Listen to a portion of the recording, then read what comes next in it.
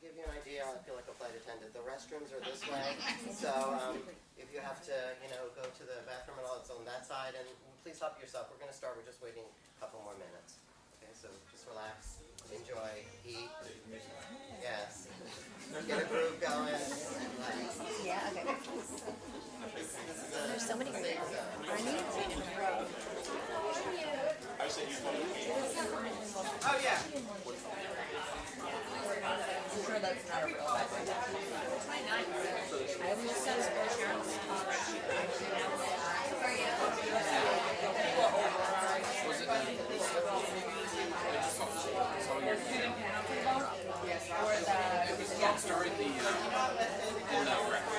yeah, stuff for so I just looked her in because she has a left. But I ordered. No. Well, there's twice a day after. Great. Last year we had 6. This year we have usually people come back to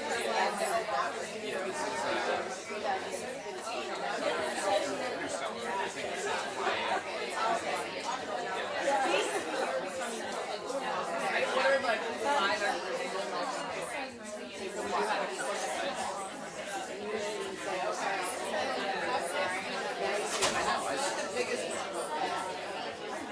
That's not an email to everyone that's like, it could have been more than one question. No, not one her. Right. So I don't know.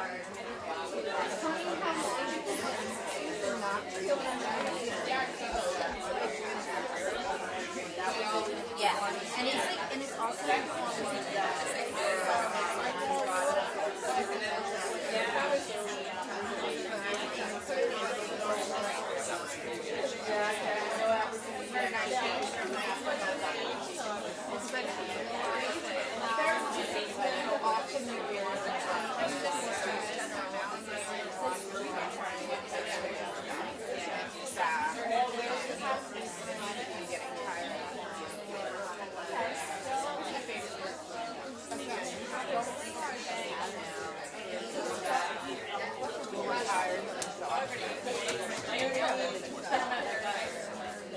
you do it worse.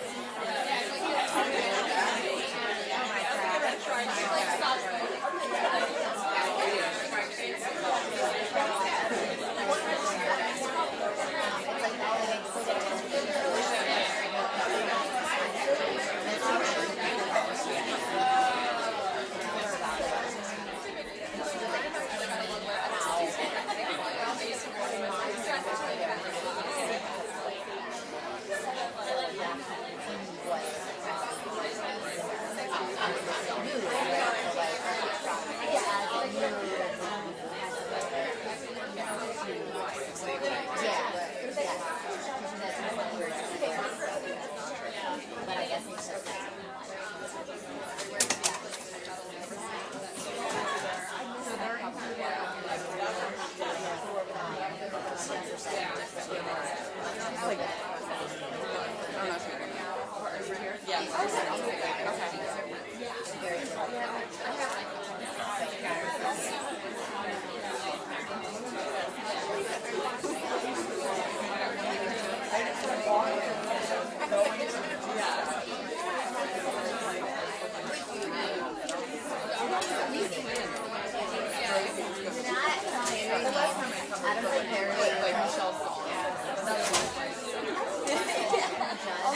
your fish was like, no, and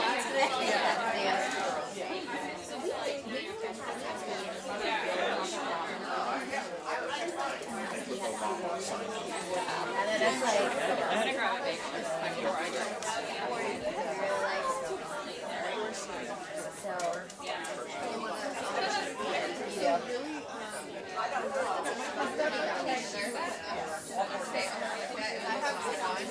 Okay, so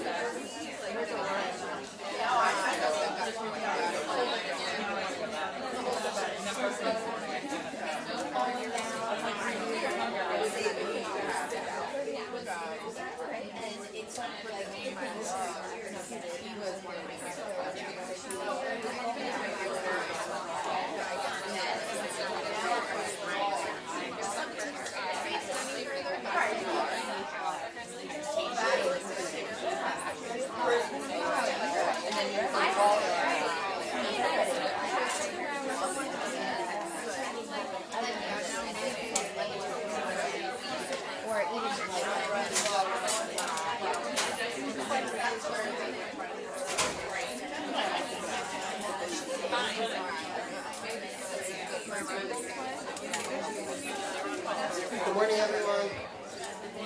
So I just wanted to welcome you. I just want to welcome everybody today to our University 101 Kickoff. So the reason why we call it a kickoff is because we don't really get a chance to appreciate all of the wonderful talent that and time and energy that actually all of you put into teaching University 101. It's really a critical gateway course for our first year students as they transition into the university, and also as they learn about the university, their curriculum, and also as they plan their academic tenure. So I don't really get a chance to actually say it, and part of when we designed or redesigned University 101, my idea was to always have a kickoff to appreciate the instructors. So everybody just give yourselves a big round of applause here. Thank you so much for your time and effort. This is such an important, critical course, and we don't get enough time to thank all of you. So today we have a really wonderful agenda planned, so make sure you definitely get some breakfast and caffeine and stay caffeinated and hydrated and all that stuff. And we really just have a couple of critical things that we're going to go over, so sit back, enjoy, and if you have any questions, I guess save them to the end. Michelle, yes, okay. Or if there's anything critical that you need to ask in the moment, by all means do so. Okay, at this point I'd like to introduce Teal, who will be going over the next part of the agenda. Thank you. I know I see a few new faces, but I know I also saw a lot of you at the advisor retreat last week. I figured I'd save my voice for today, because we'll talk a little bit more about University 101 in more detail. But before we do that, I want to introduce you to Jake Kurtzman. He is one of the LeBeau students, and he was in University 101 2 years ago-ish, and then during his sophomore year, he became, through that University 101 experience, a peer leader, which in LeBeau is essentially like a TA, but we don't really like to think of them as just a TA. They do a lot more than just grading. They're really involved with getting the students engaged and having fun, helping out with college day and whatnot. So he was my peer leader in the fall term of this past year, and then for my first year section, and then when I also taught a transfer section, he was also my peer leader, so he got to see some of the changes and how we're continuously improving and whatnot, and shared a lot of feedback as well. So I really value his opinion, and he is so helpful and such a hard worker. So he's going to talk a little bit about more of his experiences.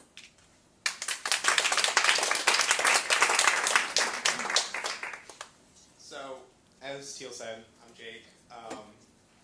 Coming up almost 3 years now that I've been in University 101, but I feel like it's a lot more than just learning curriculum and learning how to register for classes.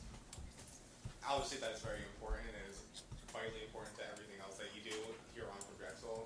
But one thing that really was enriching from that class that I got from it was a lot of social interaction. I know for my personal University 101 class, I was in what we call a section for a learning community in LeBeau. It was called the Commuters Learning Community. So that was technically a commuter.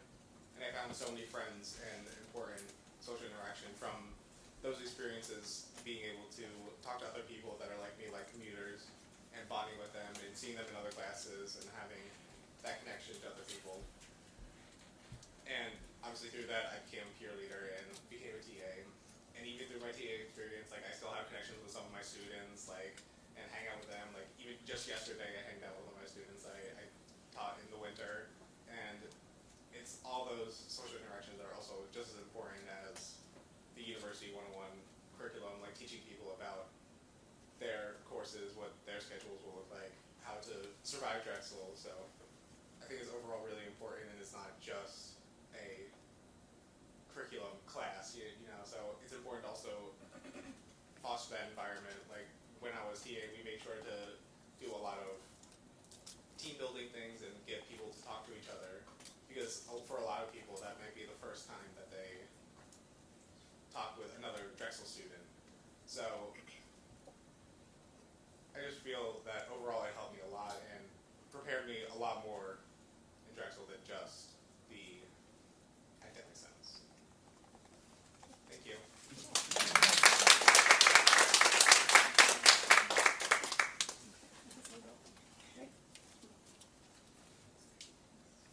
Thanks, Jake. I think about a year ago, if I would have asked you to do this, it would have been a little bit more daunting. So the yeah, I think I really have seen him progress with his public speaking skills and just everything. So he's done a really great job. So one more round of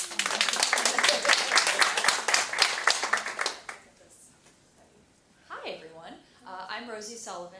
I feel like I'm always introducing myself in things like this, so here I am again.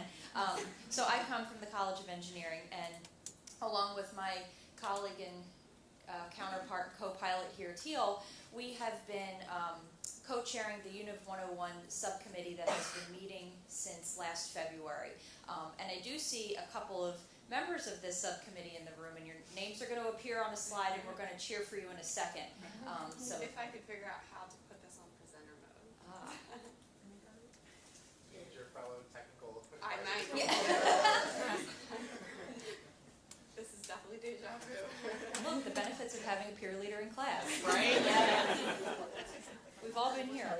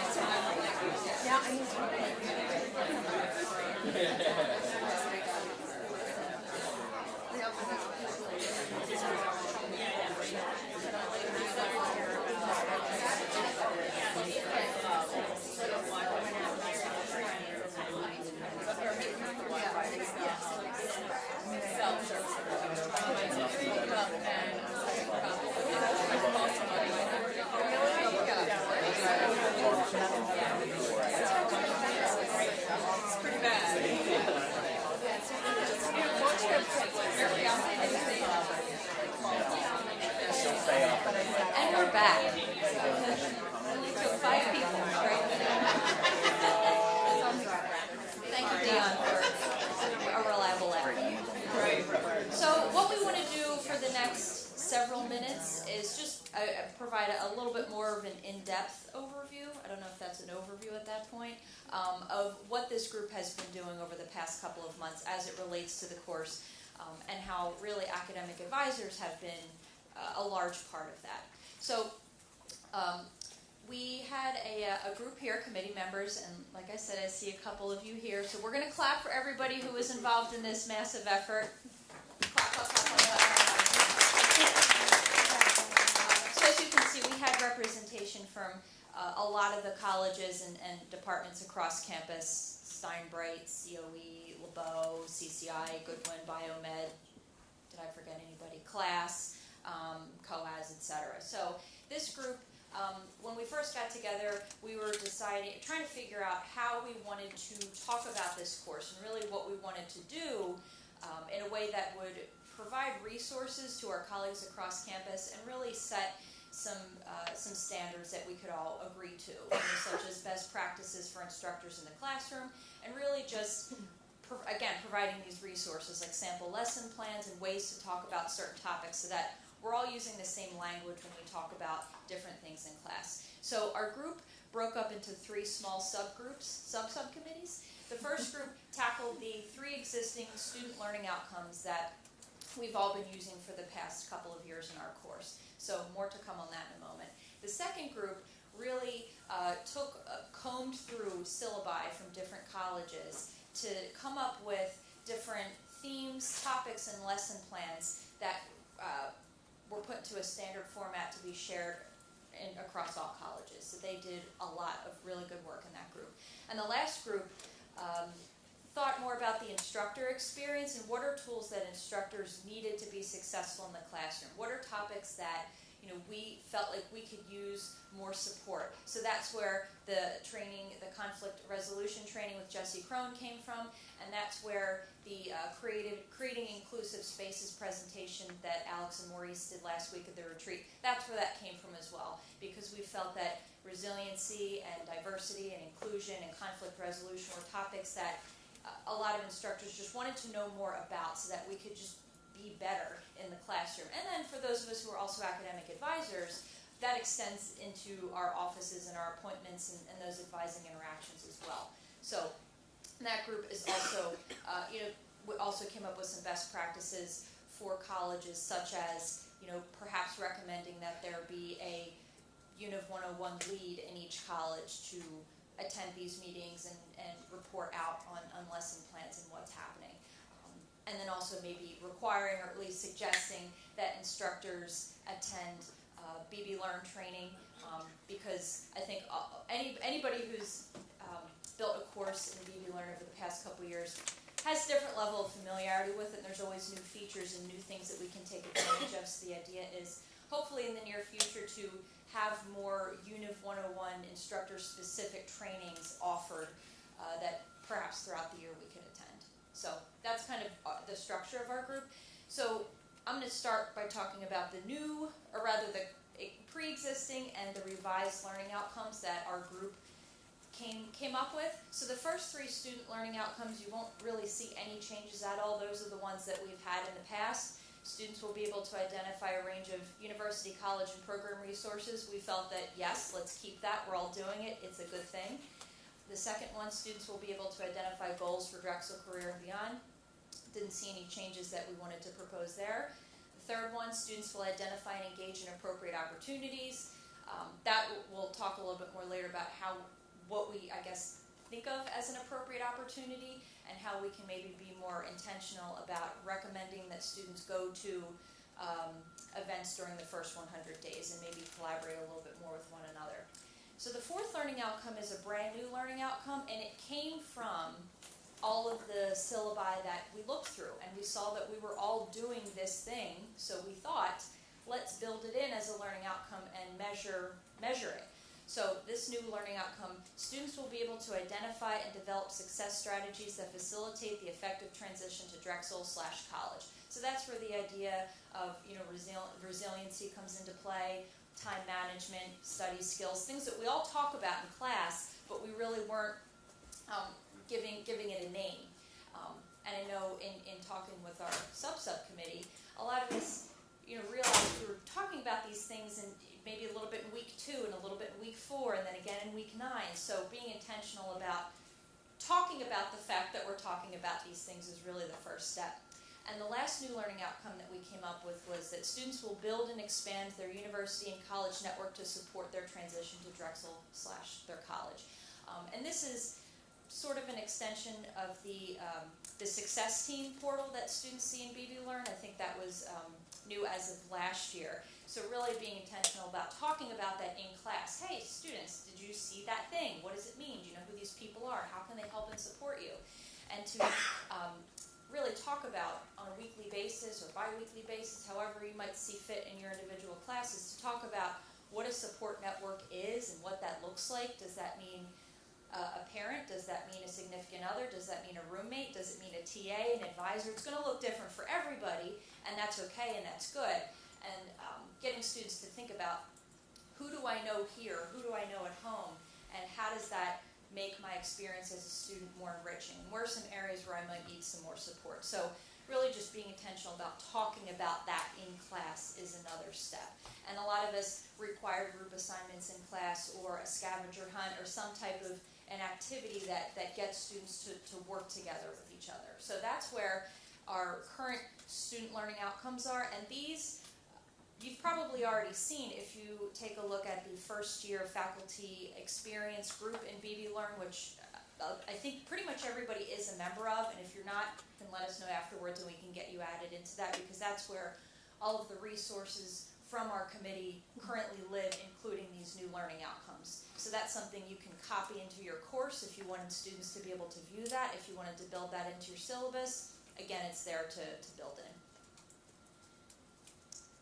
So another project or outcome of this committee was a post-class instructor feedback survey. So I know I do this, and probably a lot of us in this room, you know, as we're going through the weeks and fall term, sometimes you press go, and then all of a sudden it's December, and then we say, how did the class go? I think it went well. We'll talk about it in January when it's slow. Spoiler alert, it's never slow. So, and then we'll think about it in the spring, we'll think about it in summer, and the next thing you know, it's August again, and you're trying to think back to that lesson plan from last year. Did that work? I think so. Or for my one section, actually I don't really know.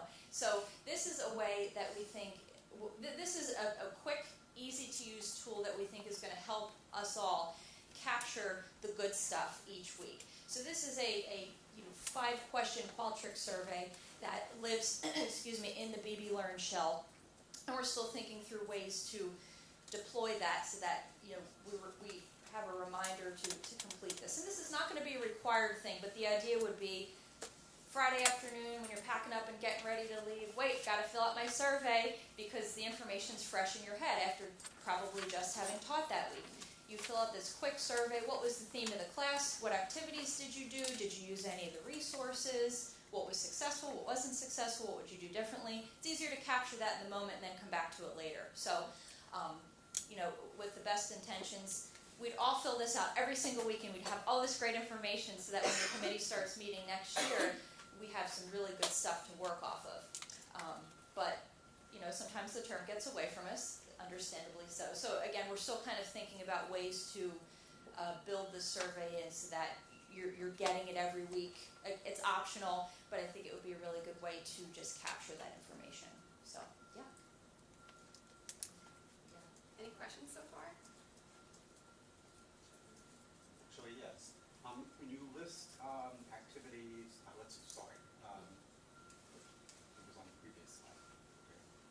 Okay. Identify engagement appropriate opportunities. Is there kind of an open house for student organizations? What day is it? Do you know? Is it during Welcome Week, or is it? So it's for week 1, the involvement fair, which is it still called the involvement fair? I believe. Okay.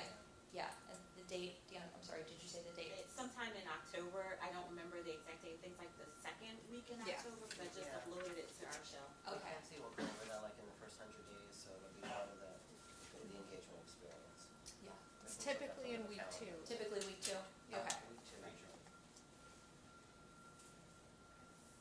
Great question. So I think that's a big part of the curriculum and what we were looking at for the University 101 course is to really involve the first 100 days in the first year experience and really incorporate that into University 101. So that's what we looked at. So the subcommittee where we focus more on the content curriculum, sorry if you can't hear me, is where we had everyone, as much as possible, share all their activities and lessons throughout the university, because like Rosie said, we figured out that we're doing a lot of the same things, so why not reinvent the wheel? So after getting in as much lesson plans as possible, the committee, all the members reviewed these, looked at these common themes, and looked at the common topics, and also the types of weeks that these topics were addressed. So that's really what we did. So it was a lot of kind of reviewing and organizing and trying to categorize.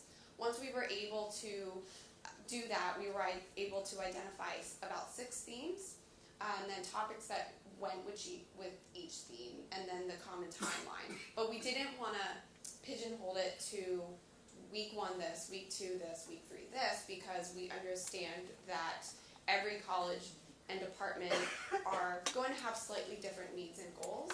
We didn't want to, the purpose of this committee wasn't to tell anyone what to do exactly during each week. So we wanted to give you resources, but also give you the flexibility to, adapt and be flexible as needed. So then we eventually, once we were able to kind of gather all these common activities and lessons, put it all into the BB Learn community. So that's what I'll essentially be talking to you about, and I'm going to go through that instead of the PowerPoint. But in the BB Learn community, we do have a curriculum overview table, and I understand that the font is very small and you can't read all of this right now, but I just wanted to give you an idea of what this overview looks like to kind of see. There's a timeline of weeks, and then the themes that are associated with the weeks, as well as the topics that you could potentially address. The learning outcomes that are associated with it, so we made sure to match the learning outcomes that the first subcommittee developed, and then which guide is associated with that, and that's what I'm going to show you in BB Learn. So the guides are essentially have the same format. They're not necessarily lesson plans, because lesson plans would be very specific to one week, and that wasn't the goal. So the guides have network touch points. So just like we had mentioned, when is the involvement fair? When is the academic opportunities fair? What are the types of questions you can be asking your students in your class? So your network touch points are kind of like guiding questions where you can say, who went to the academic opportunities fair? What was that like? Did you learn about, an opportunity to study abroad or a class or something like that? So depending on the week, we kind of talk about different topics that might be more relevant. We also included options of activities and discussions. So it might be an actual lesson that someone shared, or it might just be, a worksheet or an activity that someone can use to incorporate into their own lesson. And then assignment ideas as well. So this is where I kind of want to show you BB Learn, because I can talk to you about it, but it's a lot easier for you to actually understand. So I'm going to go here to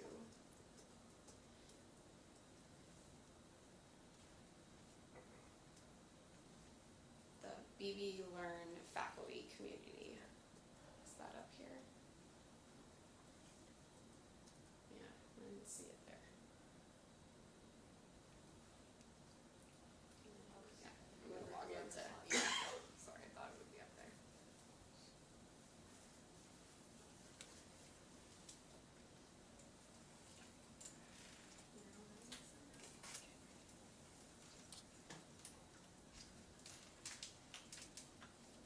So this is what Rosie had mentioned that you should all be a part of. So if you're not by this point, you probably got a lot of emails from us, but just let us know and we can add you.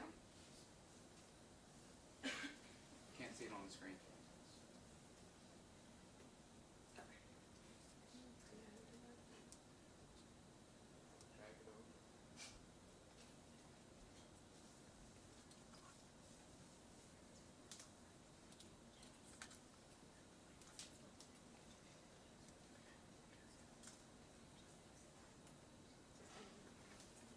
Now we're trying to take it off of presenter view so that you can see the BB Learn.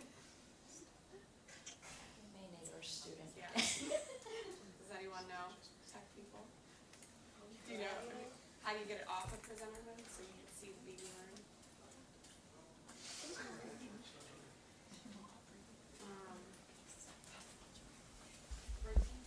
Just a suggestion, because I know this is something that I occasionally struggle with my laptop being a new laptop. Maybe in the future having some sort of like techie training, because some of us will have a peer leader and some sections won't. And some students may be able to help and some may be shy to volunteer themselves. But like a general like tech orientation, like navigating BB Learn or how to problem solve when issues happen in your class. Because I mean, it's a lot when you're sitting there in front of 30 students and your technology is not working. I've been there, it is the worst. Right? But like maybe like in the future that could be something we do as a group. Just so we all are aware, like how to. And I think like something I've done in the past, because I feel like anytime I'm in a classroom, I'm like teaching myself how to walk again for the first first time. Because there's like this HDMI cable that doesn't work with this, and then you need a dongle, and then you have to call someone, and then you're sweating, and the students are looking at you. So maybe a tip for all of us, because we at this point know where our classroom assignments are, unless they change. Use the next 2 weeks to walk over to your classroom, maybe bring a buddy with you, and like set up, pretend like you're going to start a class. I've had to do that before, it always helps, but because all the classrooms are a little different. Yeah. But I'm glad you brought that up. That's, it can be tough.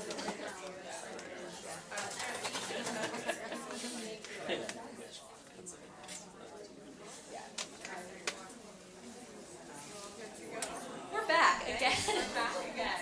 Okay. So, can everyone hear me? I'll try my best.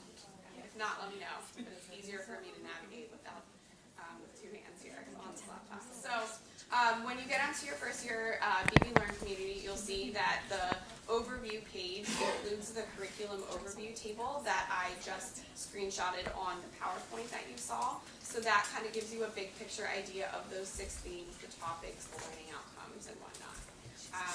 You will also notice that we do have some departmental recommendations. We'll talk about that in a little bit. Rosie will go over those, the ones that we didn't already address. You'll find all the student learning outcomes here, effective for the 18-19 academic year. The ones from last year are housed in there as well. And we do have those questions for the post-class feedback survey, but you feel free to adapt and use questions and maybe make your own survey as well. I know I personally have like a very brief survey specifically for LeBeau as well. That way we can focus in on specifically the LeBeau course. So you might want to adapt and just look at your own department for your own needs. So the link to the Qualtrics survey is there for your access. And then here's the most important part that I want to show you is the instructor shared content lessons and assignments. So in this page, you'll see the 6 themes. So theme 1 is intro to course. Theme 2 is adjusting to Drexel, need to know resources. Theme 3A and B is short and long-term academic planning. Theme 4 is adjusting to Drexel, behaviors and strategies. And then theme 5 is career development and exploration. And theme 6 is wrapping up and looking ahead. So if you're able to incorporate at least some of these themes into your University 101 course, you should be able to hopefully meet some of the student learning outcomes. And then within each theme are the topics that are addressed. So intro to course, as you would have guessed, just kind of the basic syllabus, BB Learn overview, how to, meet with your advisor and who's on your success team, who is a part of your network. Again, there's always that discussion of who's a part of your network. Theme 2, adjusting to resources, or adjusting to Drexel, need to know resources. That's, again, class, it's academic coaching, that really important stuff that we want students to know right from the beginning, help them out with time management, counseling center, Office of Equality and Diversity, getting involved, Dragon Link, all that kind of stuff. Short and long-term academic planning, since most of us are academic advisors that teach University 101, we all understand that we're probably incorporating registration into University 101 at some point. But so not only does it involve actually educating our students in a sense, it's kind of like group advising. We are teaching the students the curriculum to try to help save some of those questions and emails and help them to learn how to develop a plan of study. Again, this is going to look different. Engineering is going to look different than LeBeau. LeBeau has a lot more flexibility in how to, so we're really trying to teach them how to choose those classes on their own because there's not always a strict set sequence. So every department's going to look different. But it's also teaching them about, academic integrity, deadlines, and also building relationships with faculty. So that also, you'll see a lot of overlap. Could that be connected to the conflict resolution training? That's kind of about having some of those conversations and just email etiquette and not being afraid and helping them understand that they can ask questions and not be afraid to seek out help. Behaviors and strategies then goes more into, stress management, discussions on diversity and inclusion, teamwork. This is a really great theme to incorporate your students. So you don't always have to be the teacher. Being a good teacher and instructor is sometimes allowing yourself to sit back and let students talk. So whether it's students in your class, or maybe you have guests, you have TAs, peer leaders, you have a student panel come in, talk about their majors, talk about different times that they've overcome a challenge, and they can, share resources that they've used, because students are essentially going to learn a lot better from, their peers, because they can relate a little bit more.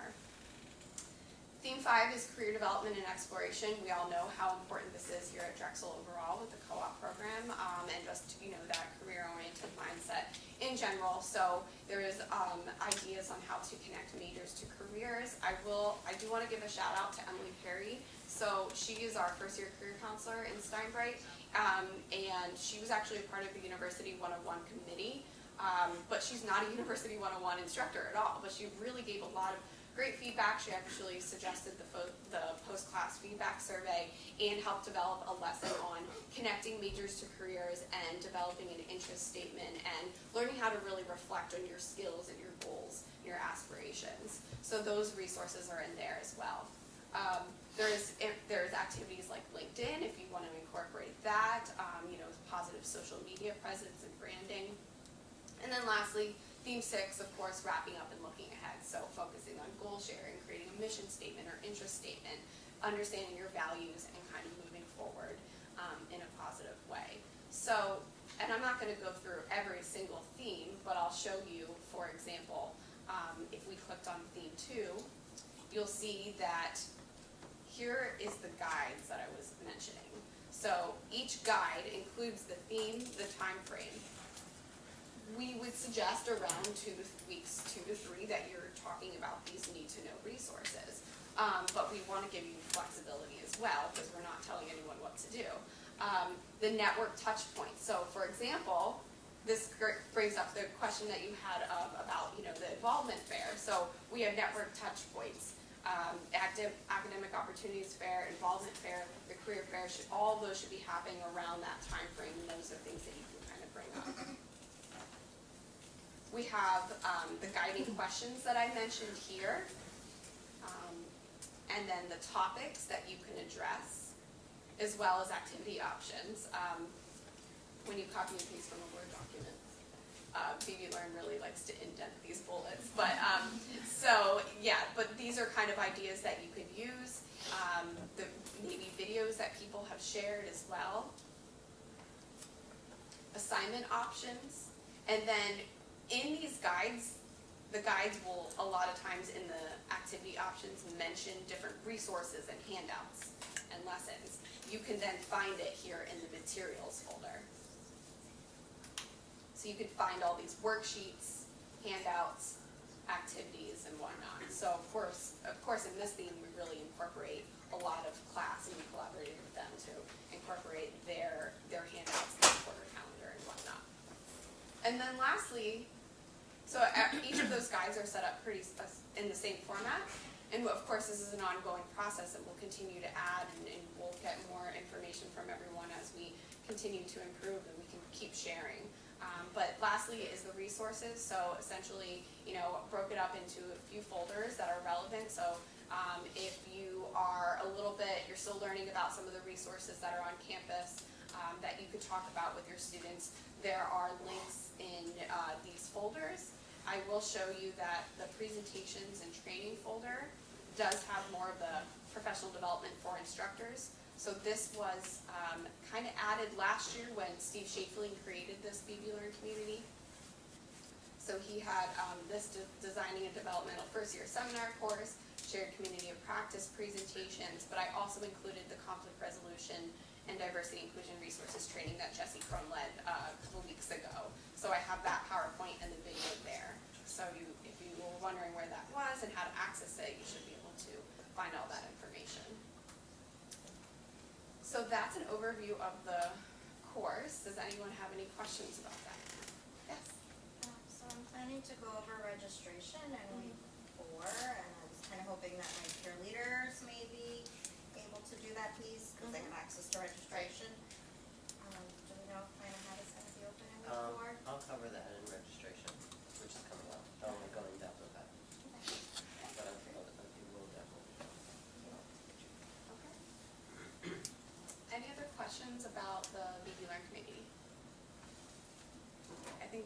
few more things that Rosie's going to talk about, and let's test my ability to figure this out to get the PowerPoint back up. How many people have access to the learning community now? Extend. Okay, it would probably be advantageous that you sign up. I mean, Teal, did you say that I know you've sent out several emails. Mhm. So it would just be good to have this as a resource so that, as you're starting and developing your syllabi or how you're going to plan the course, that you know which resources fit naturally. I just wanted to touch on one point that both Teal and Rosie said. The idea of when this was revamped, it was really, in the old environment, it was mostly just an introduction to Drexel, understanding your college, understanding your major.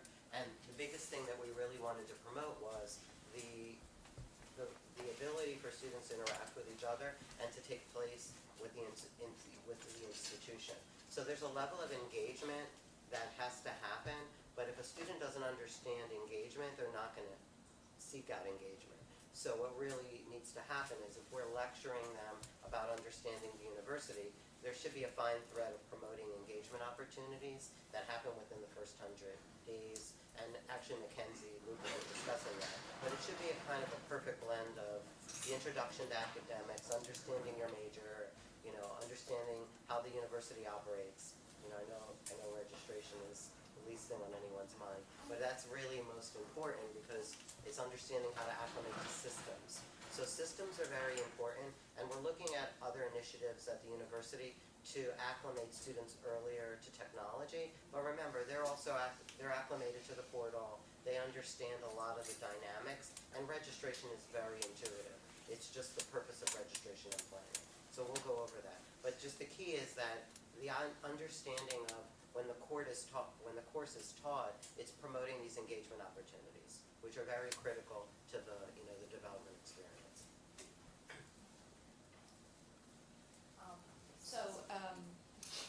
In the guides that Teal had pulled up earlier, we built in some questions to tie into those engagement opportunities instead of just, there's an opportunities fair coming up, see ya, but let's talk about it. Why should you go? Who's going to be there? What do you want to know about? And then a follow-up so that students know this is a thing we do at Drexel, and this is a thing that we can talk about. And when you're thinking about being a freshman, I know we were all there, some of us a long time ago, some of us very recently, but it's scary, right? And when it's your second week in a brand new place in a room of faces you don't know and someone's saying, go to a thing. What? Where is the thing? Who's going to be at the thing? Should I ask questions at the thing? Do I take a business card at the thing? What do I do at the thing?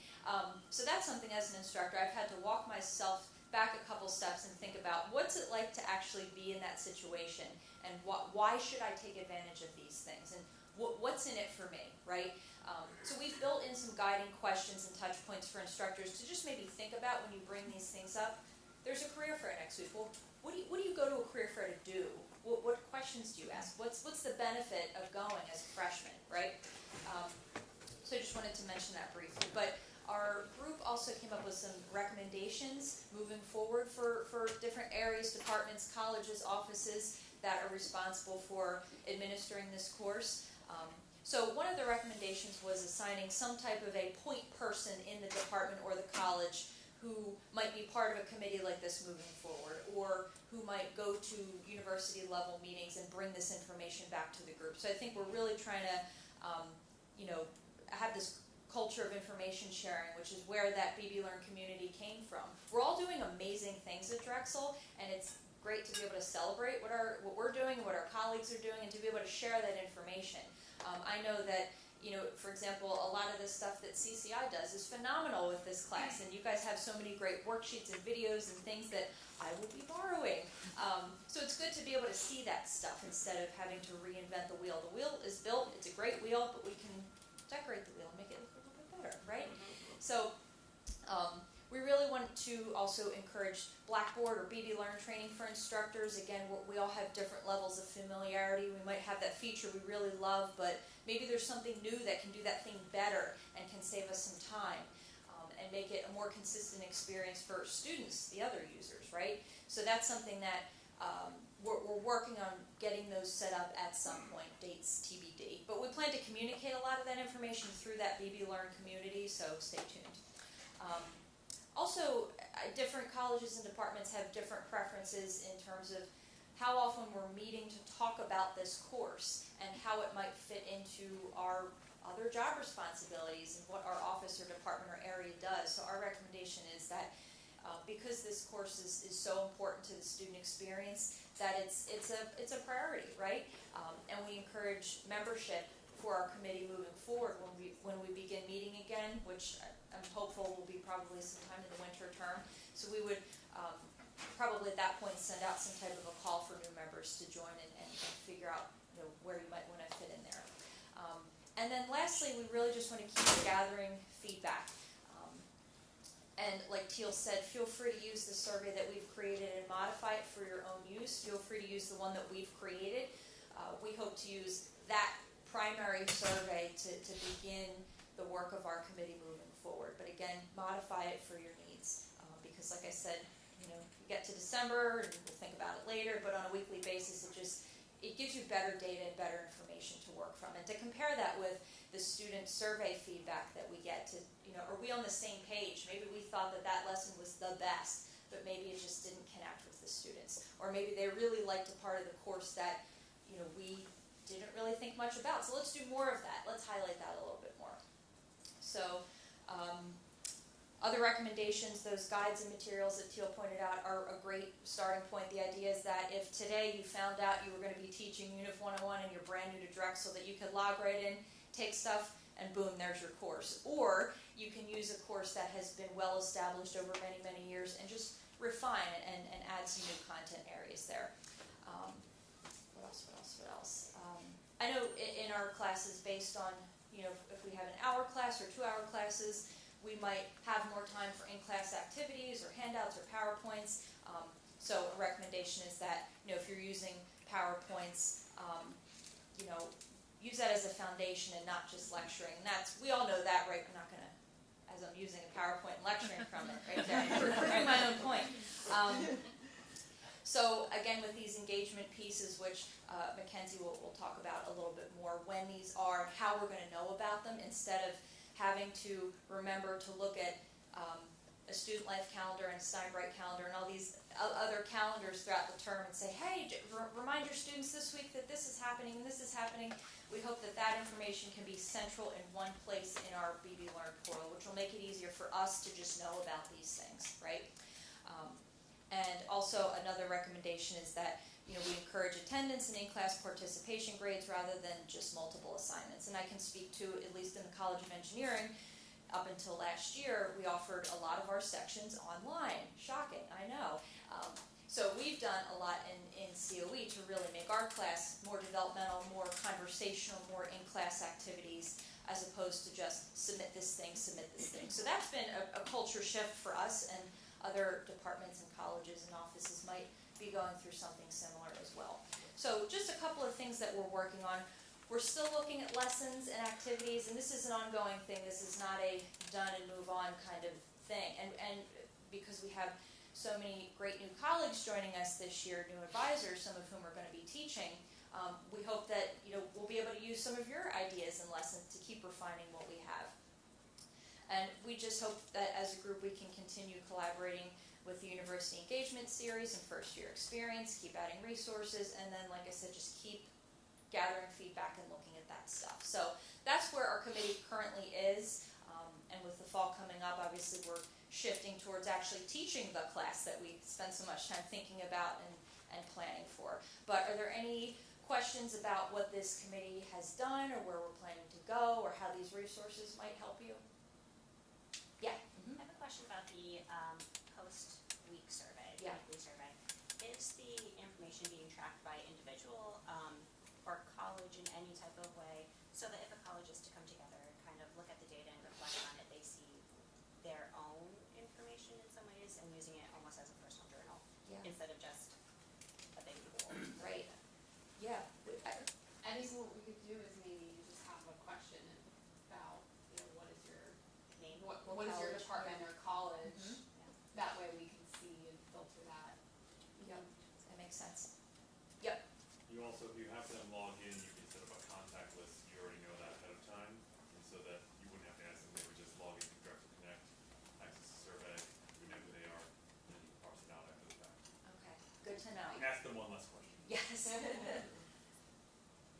Yeah.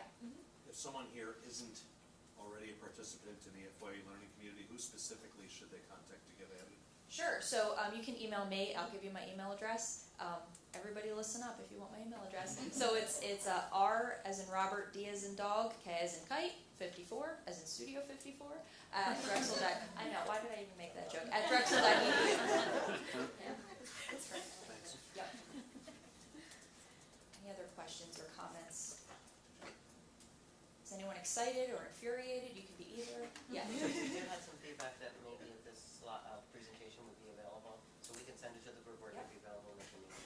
Yep. A couple of people had emailed me that it was hard to see some slides, but Oh yeah, perfect. I'll put it on. Yep. awesome, thank you so much. Yes. One recommendation I do have, because I do it in the beginning of every class, is I'll put the on-campus events, like what's going on, through FYE and Drexel.edu, because it encompasses a lot more in the Dash Events website.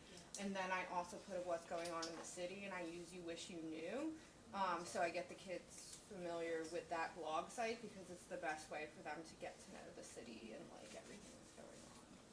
I like that. Could you like type that up and send it to me so I can? I'm going to put it on this community. Yeah. Yeah. Yeah.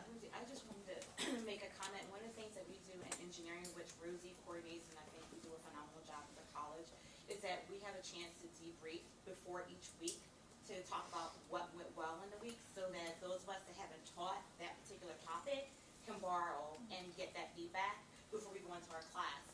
So I wanted to mention it because I know not every college has that flexibility, has the numbers that we do in engineering. Maybe it might be something as a group, the committee might want to think about if we can establish like a collaborative group like that. Like if you want to jump in and listen in and see what happened with other instructors during week 1.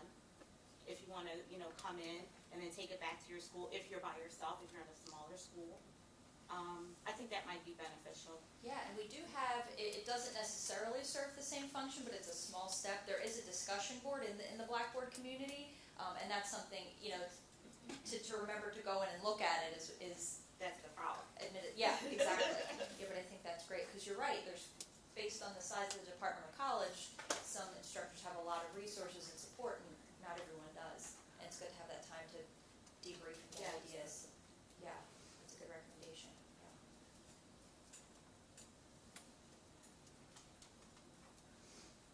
Well, if you have any other questions as we go through it, if you haven't already, feel free to let me know, Rosie know, and we'll be happy to help.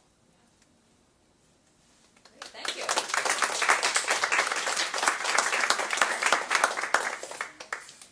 Tasha, are you here? Did you want to go over anything with class? I know Rebecca might wanted to add something.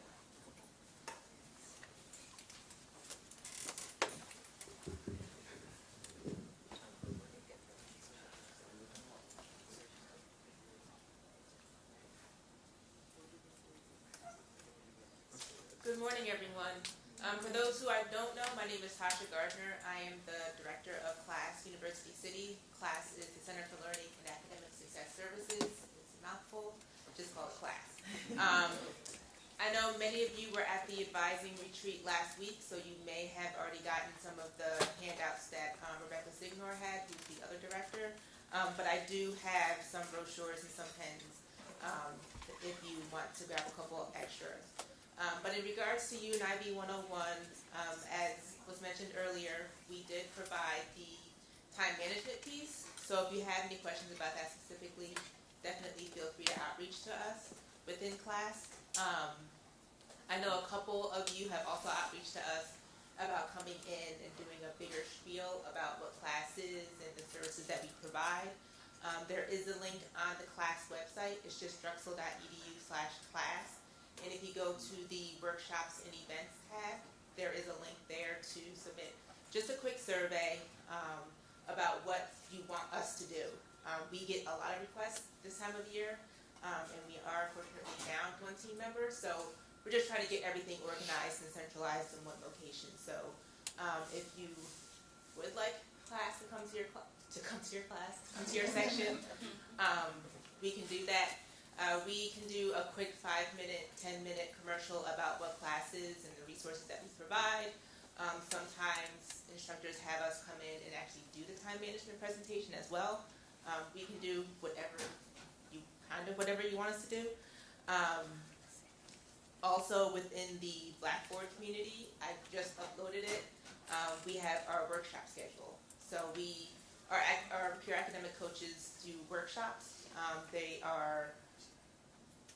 We have 3 in the fall, and they are offered 3 times each. So there's one in Center City, one in University City, and one online. Like I said, that schedule I just uploaded to the FYE community. It is also available on the class website, and it's part of the overall university calendar. So it's accessible in many different locations. I think that's kind of it. One of the other resources that class is a part of is the Learning Alliance. The Learning Alliance is a group of the various learning centers on campus. So class, we focus on more of the peer coaching and tutoring for nursing and health professions and public health. But tutoring, for example, for math, the writing center, chemistry, physics, those are all in different locations. But we do have one physical location online, which is just drexel.edu/Learning Alliance, and that links to all of the different learning centers on campus. So that's also another resource for you and your students. Any questions?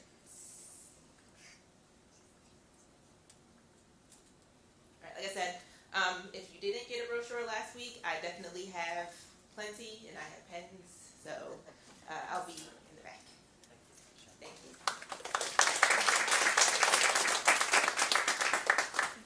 Okay, we're going to take just a short minute, maybe a 5-10 minute break so you could stretch and rehydrate, and then we'll resume with the most important topic, registration.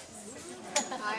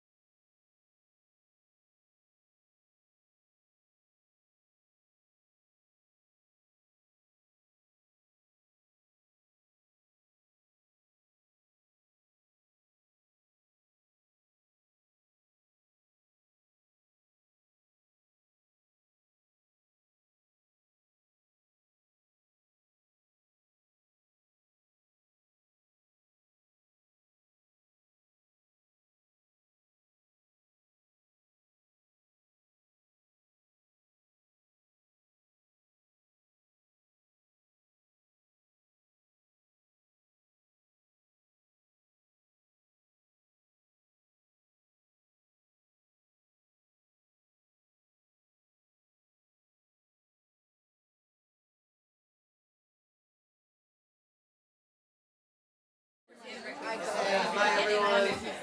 And their start Get back to our seats somehow. and then the finishes are what they think. Okay, so we're going to go over registration. So I know that many of you think of registration as, just a point in time during the term, and in the registrar's world, registration is our lives. Although sometimes that's all people think we do in the registrar's office is registration. So we do a lot of other things, but we're primarily concerned with registration in terms of ensuring that students have the right courses to progress towards a degree, and as such, we work collaboratively with other units such as academic information and systems. So when banner upgrades happen or new banner functionality is offered, we're able to train the university community, all stakeholders in the ability to register successfully. So how many of you know when freshmen register for the fall? I'm sorry, for the winter. In the fall for the winter. The exact date. Yes. Very good. Sorry, I don't have any gifts to give you tonight. Great. There you go. Very good. You're right. But you get the prize. November, yeah. Mental note. You get like something free in the register. So I will say that the reason why freshmen register later is, why is that? Priority. Years ago, I had this crazy idea of having freshmen register earlier, and there were like several areas in the university where I was being burned in effigy. So I will tell you that I said, well, freshmen should register early because they're our most critical, and actually our first-year students are our most critical population because they're really taking courses that no one else should be taking. But then lo and behold, I always kind of thought of it as the analogy, maybe this is somewhat antiquated, is standing in line for a movie, but everyone standing in line is going to a different movie. But, kind of like thinking in that vein, but then, we got a lot of, and it was going, futuristically it's something that we may consider because, our first year students are our most critical. We want to make sure they get into their courses. And if you're a senior and you're taking a freshman course, that's kind of another story. But it does happen. So somewhere down the line, maybe since I've already changed policies, I'll figure out how to upset anyone else. I'll just think of something else. So I will say that that's somewhere down the line. But the reason why I thought about that is because we really wanted to make sure that freshmen knew what to register for. And I keep saying freshmen, and you have to excuse me. We're really moving towards the idea of first-year students to be a little bit more inclusive. So first-year students are really good in the idea that you really can tell a first-year student what to do, and you can train them appropriately, and you hope that information stays with them during their tenure. So does that work for everybody? What do you think? I kind of think about it, if you show them once, they'll know how to do it for the future. So really, a first-year student doesn't really understand the concepts of registration because they already have their first-year schedule built for them, like their full schedule.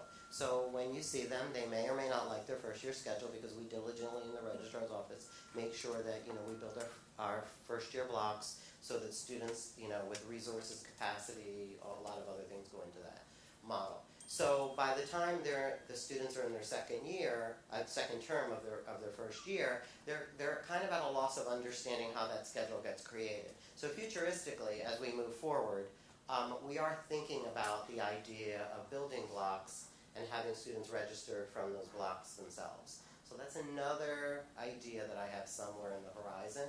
And most schools do that so that they can acclimate to the registration system earlier.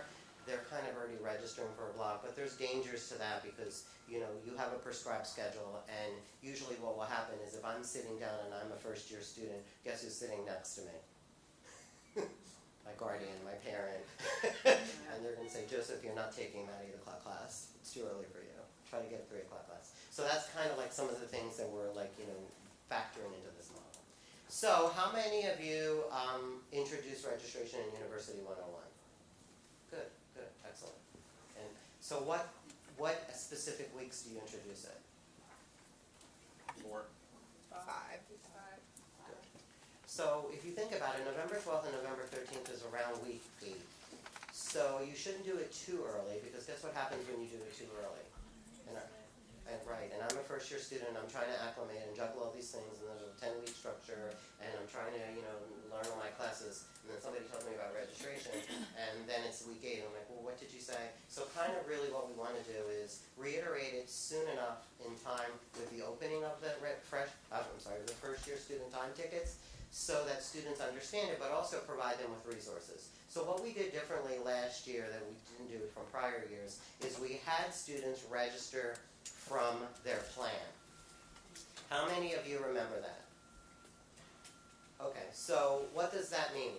Well, believe it or not, there is an academic plan that students should be following that progresses them towards degree, and that is in line with their DegreeWorks. Now, DegreeWorks is a degree audit system, but we also have catalog plans that sometimes are correct and sometimes are incorrect, and mostly they rely on the information that is given to the individuals in the provost office and the curriculum committees, and we all know that, Jane.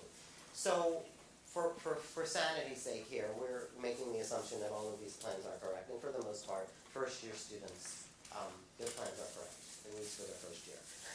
So when that happens, usually what will happen is a student will go in to the registration module, and they will see register from plan. They'll pull down their information, and they'll have the courses that they're going to register for. They'll have the courses for which they need to select sections. So all of that is called what? Rita said it earlier. Give me a hint. Rita said it. It was really called Schedule Ahead, or it usually is called Planning Ahead. But Schedule Ahead means that I can go in ahead of time when my time ticket opens, and I can pull down the plan that I have, and then I can save it. Now, upper class have the ability to do that ahead of time. So freshmen need to be trained, first-year students need to be trained appropriately. But as I progress to an upper class, I'll have the ability well before my time ticket to go in and build my schedule and save it in preparation for registration. So how many have used that with upperclassmen already, upper class students? Okay, awesome. And our upper class students really enjoy that. They really like to go in. But just the caveat is that in order to schedule ahead, guess what needs to happen? The courses and times need to be there, and guess what? They shouldn't change. So I'm working on that with the provost office so that students have a reliability and faith in that when I'm scheduling ahead, when I'm pushing this to registration, all of these sections haven't been changed and canceled in times because they'll lose faith and they won't do it. So that's just a project on my many list of projects. Obviously I have nothing to do here at the university to just keep on going. So are there any questions about, yes? Can you say that again? Do you say freshmen can't do schedule ahead until their time ticket opens? They'll be able to, it'll be open for them, but if they go in and do it, they can do it. Okay. But it's just like we want to give them the guidance. So there is, and that's a great question, because many students may just go in, first-year students, they may see the information on Drexel Centrals, and it's pretty intuitive. Our new registration model that we have that's finally moved us out of 1999 and into the year, and don't get me wrong, nobody loves the 90s better than me, but not for interfaces. So now that we're in the 21st century, we will see that students will go in, they'll see it, they'll be able to do it, but we like to give them guidance because they have the danger of going in, and it's not even the danger, it's just scheduling courses that may not progress them towards degree rather than allowing them to pull from their plan. So the reason why I wanted them to pull from their plan is because they understand the connection of DegreeWorks to registration to progression towards degree. So does that make sense? So it's a lot to say that, they're going to get all that in like 1 minute. But at least they understand that I should be taking classes to progress me towards degree. I know it's a novel concept, but we would like for them to take classes that progress them towards degree because these are major courses, and we also have gateway courses. We also have these courses that are critical paths that are only offered certain times, and if they miss the course, they won't be able to progress. And that's beyond their first year. So, are there any other questions about the registration? Yes? Sorry. No, it's okay. So for people who work with both honors, ROTC athletes, and students who don't have those categories, what do you find is the ideal time to do this registration module? Because I was thinking week 4, before any of those cohorts start. Joseph had mentioned that might be too early. Week 5 is typically good because it's going to be a week in advance of all of the students that you're mentioning that have that first ticket opening, so they won't get the information too late. Because if you push it into week 6, their ticket's gonna open that Monday, so they won't get the information ahead of time. So week 5 typically is like early enough that those populations get the information that they need when they need it, but also like about 2.5, 3 weeks out, depending when your class is. So it should be fresh enough. And then typically I'll also upload the links to the video tutorials from the page to that particular week's in Blackboard, so they can go back to it and not like lose it. So the videos from the registrar's website? So we're going to go over that actually. Michael's here and Brian TG, and he's going to actually go over the resources that we're going to have in a folder that you're able to store in your shell, like so that you can refer the students back. So going back to these points, I would say 5 and 6 is a good time, but if you do it earlier, just remember that you need to reiterate the fact that there's resources that they can go back to. So just as a point of clarity, when we first started this endeavor of changing the, the idea of University 101, its association to the first year experience and all of that, we decided that the first year experience is very critical, but University 101 is a component, and unfortunately in the past University 101 was thought of as the first year experience. So by positioning University 101 as part of the first year experience, I also had the University 101 course shell open during the entire tenure of the student. So at any one point, the student could go back when they're taking other courses in BB Learn and say, oh, I remembered that from my University 101 instructor, and it was so that they can go back to it and use it as like a resource shell, which is usually helpful. So if you teach them and say to the students, well, this information is going to be in this resource folder, they can go back to it at any time. So it's also on the Drexel Central website, but the nice idea is that it's showing them the information because they may not be acclimated yet to the Drexel Central, and they may only think of Drexel Central as a place where I go when I have billing and financial aid issues, which could be like why they go to Drexel Central. But Drexel Central is a wonderful resource of other things, as well as registration. So our interactions, the registrar's office with Drexel Central, is we handle all registration concerns and issues, and the website has a lot of information. So are there any questions just about the philosophy of registration or first year students versus upper class? Okay. So what I just said is that we did have some type of resources available, but what I thought about would be really nice is if we could put them in a folder, and then these folder you can put anywhere, when you have your shell, and Michael will go over that right now. Sure, so Tio might recognize this as stolen from her course with any specific LeBeau instances torn from it. So essentially there's 3 folders and an other resources item here. This is just this series of links. If you go into registration and plan of study resources, you have links to DegreeWorks specifically. Let me actually just do this so that you see it as a student instead of. So this is how the students will see it. And again, imagine your whole course menu is over here, and this student resource is just one part of that. So they'd be able to click on this. In here, they would see DegreeWorks. This is a link to the website, so this goes out to the website. This is a link to the PDF that's on the website, so it just downloaded. It opens that up, so that means, going forward, if that happens to change, they'll get the latest PDF. This is the schedule ahead resource area, which is the adding and dropping courses portion of the website. There's a video here about registration guides and basically steps them through kind of the entire process. This is also a web link to the same spot. And then scrolling down further, there's the term master schedule, explaining what that is, and then the Drexel online catalog. Yes? I noticed the PDF had been updated for the upcoming academic year. Is the video the same as last academic years, or was that updated as well? It should be the same. Is it I the don't same? think really anything changed. Okay, So perfect. the only thing that it references the new registration interface, which really not new anymore. So I worked with Mary Quigley in AIS, and we reviewed it, so nothing really has changed. It's just understanding, but really just that the first year students need to understand is they're going to register from their plan. Now, as they progress, their plan may not jive with what their degree audit is because they may not be updating it. So it's just like I'm registering from my plan, this is how DegreeWorks fits into it, and I should be using my plan and DegreeWorks as I schedule ahead in the future.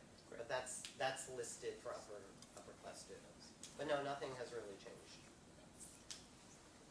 Then in the first year experience portion, there's a link to the first 100 days website, activities and involvement, student resources, and then a glossary of terms, which I thought was kind of interesting.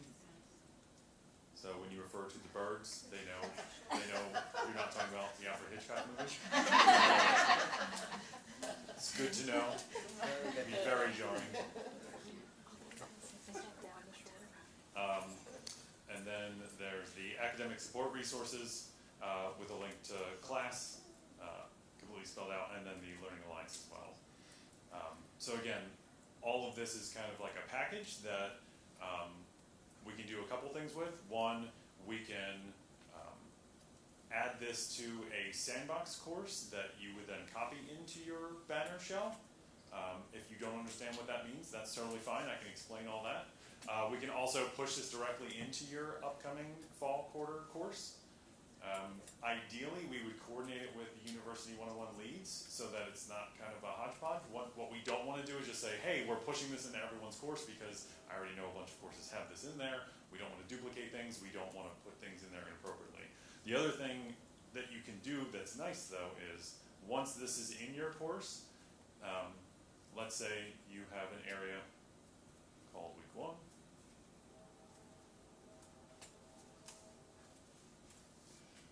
And then in Week 1 you say, okay, we're going to talk about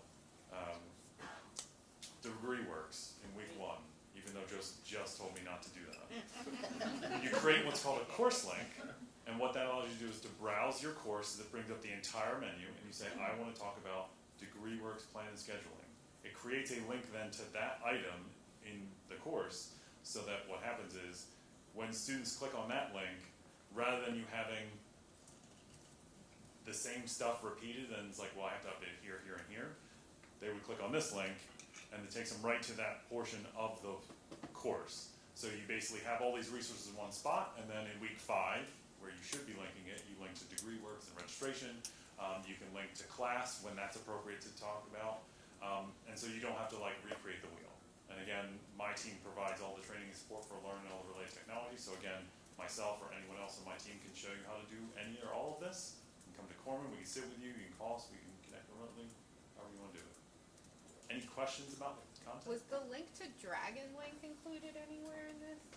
Because I know Student Life has migrated a lot of the stuff that traditionally was on the university webpage to Dragon Link beyond just student org information. Yeah, I'm not sure. Maybe Mackenzie could go over that. I know that all. So we have the other engagement links. So definitely maybe Mackenzie can cover that. Okay. And we can review that before we push this to anyone's course to make sure this is the comprehensive list of resources we want available. So Michael, how should we coordinate this if people are interested in that? Should we just work together to get a list, or should they just contact ITG? Or you can reach out directly. Okay. What I'll do though is I'll follow up with you or Okay. someone to say this is how you request this content, Okay. so that my team knows what it is you're actually asking about. Yes. Is ITG running the Baby Learn Analytics session? I know they ran The workshop series, yes. Jeffrey Berman will still be running that in fall. For those of you who don't know, in every course there's an analytics tool, basically says how often students are coming in. It's 15 minutes a week, huge commitment. We found that an hour and a half altogether no one comes to, but if you do it in 15-minute chunks over 6 weeks, people will show up, and they're recorded so you can watch them after the fact. And we basically go over that, and you look live in your course during the session to say, hey, how are my students trending? Did they come in more on week 3? Why did they do that? That sort of thing. So yeah, that will be running again this fall. Yes? So Michael, just to be clear, and I just want to alleviate my. So I can request to have a University 101 sandbox where I can pull out the content and place it anywhere in the Learn shell that I determine, or I could just say to you, yes, I'd like that add in the resources, and you would say, okay, I'll push it to your shell. Correct. Okay. So essentially, you may have it, what we refer to as a sandbox course, where you're developing your University 101 content separate from where the students will actually see it. So if you're doing that, we can push this content into that sandbox, so you can, again, put it wherever you want in the course menu, that sort of thing.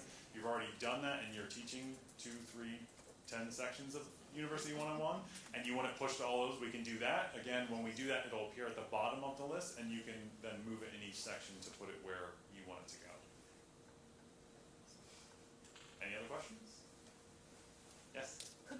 for now, put this in the first year faculty community so everyone can like take a look at it?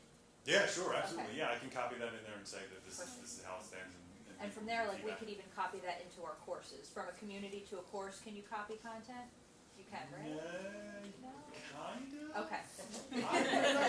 Plus the access they have, they might not allow them to. Like when you do that sort of thing, you basically have to say everyone's a TA in this course, which allows them to then copy from this course to that course. The problem is everyone's a TA in that course, so if you change something, you've now changed it for everyone, and when you have, it's like way too many cooks in the kitchen. But yeah, there's a number of ways we do that. I can definitely put it in the FYE community so that people can see these links and how it's set up. Anything else? Any other technical questions? I'll be working to coordinate specific University 101 instructor sessions so that you know how to use the tools you want to use for your University 101 courses. So if you have feedback on, hey, I really like this tool, can I learn more about it? Or why does the Grade Center do this? I hate the Grade Center. I can hopefully help you hate the Grade Center less, but we take every day as it comes. So thank you for your time.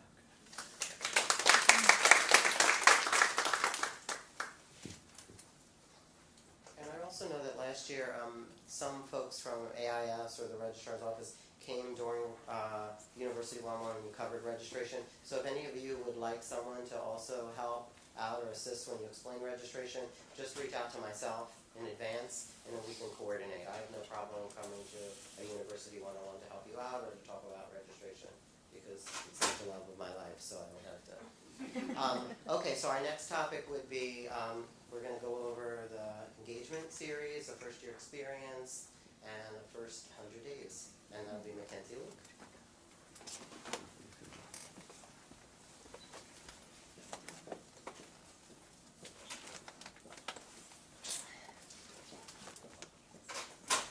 Hi, everybody. Can you hear me without this? Yeah? Okay. I'm not really a microphone person, so I hope that's okay. I'm here to talk to you about first year engagement, specifically, obviously, Welcome Week is next week, and then rolling into the first 100 days. I'm going to really briefly pull up the drexel.edu/FYE website so that you can all take a look at it. But also, while I was sitting here waiting to present, I received an electronic copy of our updated Guide to the First 100 Days brochure that we'll be handing out to all students during move-in weekend, which is this coming weekend, that I've shared with Michelle, who she will share with all of you as well, so that you can see what the students are actually receiving. So, let's see.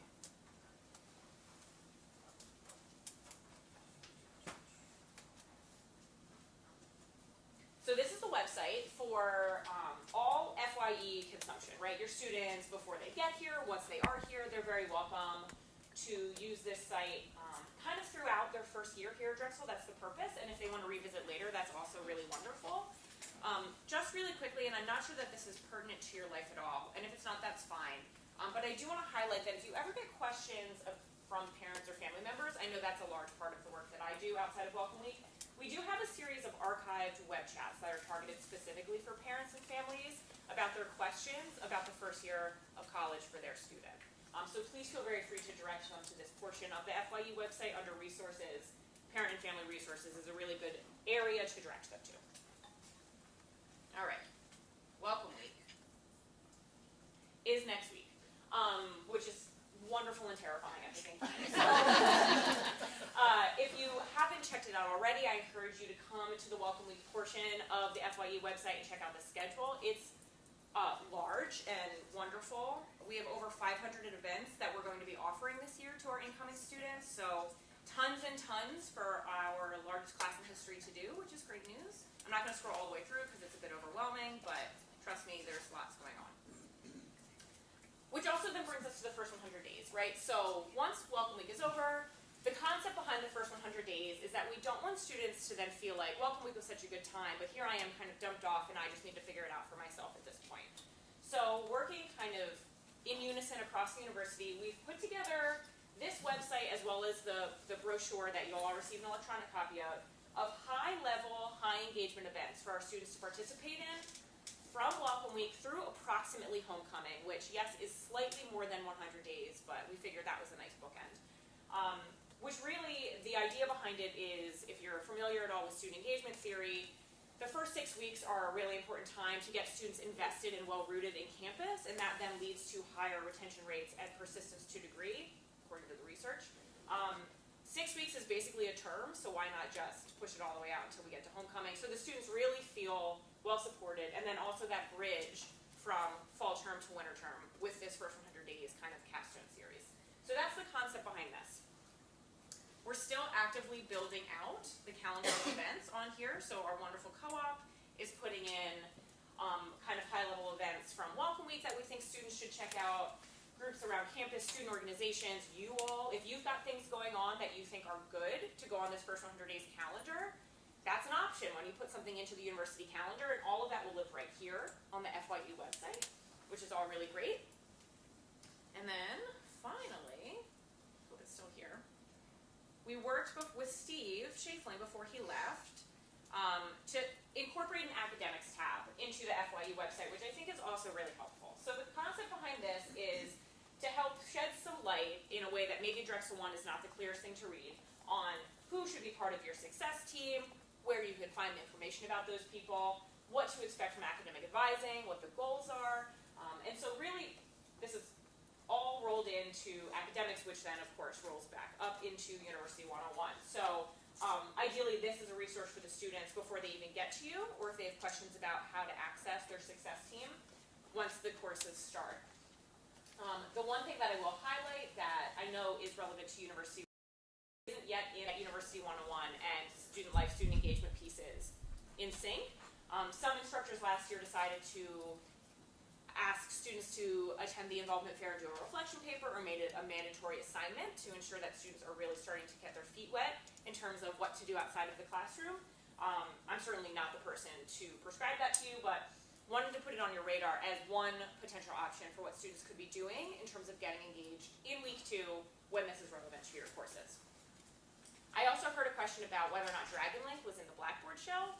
I don't know, but I do think that it's important for our students to get involved in Dragon Link early, because that is where a lot of the clubs and organizations are putting their events. Not all of the student groups are going to decide to have their events on the first 100 days calendar, and that's okay. General body meetings, things like that, don't really need to live there. Those will all live in Dragon Link. And so, just in case somebody's unfamiliar with Dragon Link, I'll pull it up. It's dragonlink.drexel.edu is the website, if you're unfamiliar. And this is what it's going to look like. And so you'll be able to scroll around and check out events, or your students will, see calendars of what's coming up, and start to explore all of the different clubs and organizations we have. We've got, between grad and undergrad, I think over 400, so a lot. There's something for everyone here, which is really wonderful. This is really managed by the folks out of our student involvement and leadership area, directed by Sarah Olson, but I will do my best to answer any questions if you have them about Dragon Link or about FYE, First 100 Days, Welcome Week, kind of writ large. Whatever you need, I'm here to answer your questions. So, what do you need? Yeah. Question. Like, I know when students log into their Drexel 1 accounts, there's a link to the Dragon Link there. I'm wondering if we could, I know they could just Google FYE, the first year experience, but I'm wondering if we could put that link on their campus community site when they click on it too. Where did Mike go? I feel like somebody in IT would probably be better to answer that question, but I don't see why not, right? You know, Yeah. because it's like forcing them to view it, and it's in another location where they're more likely to get it. Yeah. Because a lot of students don't Google. Sure. Do that. Sure, totally fair. I think that's a great kind of connector between a portal that you're using all the time and another resource we'd like to connect them to. So my understanding was that it was, so what we could do is when we think about that package of the resources, and add like, you know, the Dragon Link and the first something to that, and then if you want to use it in your shell, then you could draw attention, because the idea is that the students need to understand that this is a resource folder which contains a lot of information that you may need, and since they'll have access to it after fall term, they can go back to it, to go back to your point. I may not remember that website. It is in BB Learn. It is, okay. It is in here. I was just thinking as far as like the Drexel 1, when they click on their campus community. Like the actual portal. Yeah, I'll put it as in there.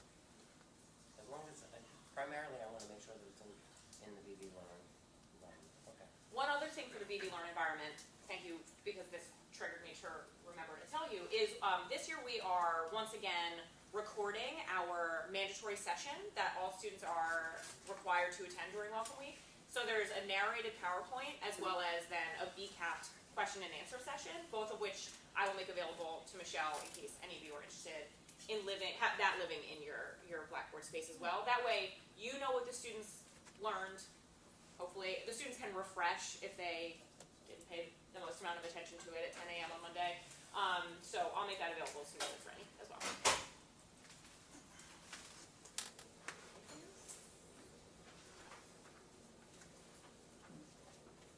All right, that was quick. Thanks everyone.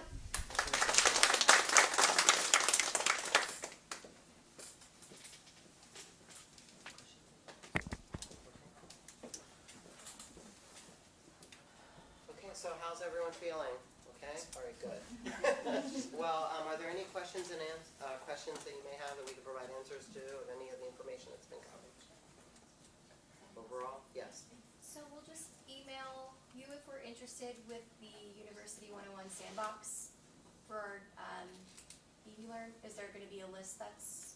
Michelle and I will work on it to figure out a better way to collect every information so then we can just refer them to Michael and ITG. So just to be clear, you have the Sandbox option, which gives you the ability to see it and learn, and you can pull out the information and add it to anywhere in your, or you can just say, hey, I want that resource, and just, it's sort of like an add-in. So we'll make sure that the add-in has everything. So just think of it like an add-in to your shell, and then it'll appear on the bottom, and then you can move it up. And then it'll be nice to have it so that when you start the class, students know that this is a folder that contains information, but more importantly, they can use it throughout the fall and beyond the fall. So yeah, just email me now, and then we'll think about some type of sheet or to do it better.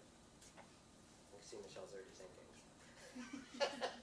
So think about it that way. So the most important thing that will get you access well before the term starts, so that you can, definitely play around in there and think about where to move it. Okay, are there any other questions? Okay, well, thank you very much for taking the time out, and we really appreciate everyone's efforts. You have like a community of support, and the underlying premise is that University 101 is a very critical course for first-year students, and we want to provide you with number one, appreciation for teaching it, and all of the resources and the community of support. So thank you very much. Have a wonderful